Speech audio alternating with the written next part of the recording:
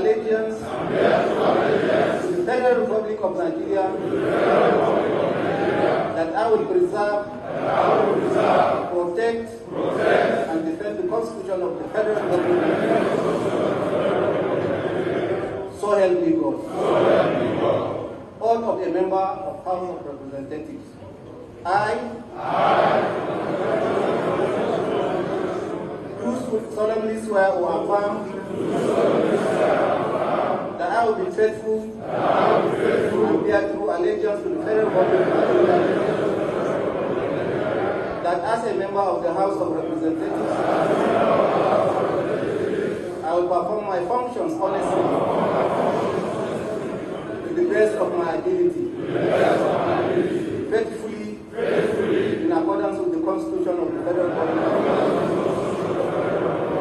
and the law, and the rules of the House, and always in the interest of the sovereignty,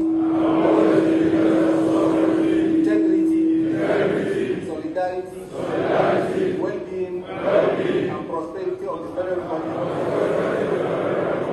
That I will strive to preserve the fundamental objectives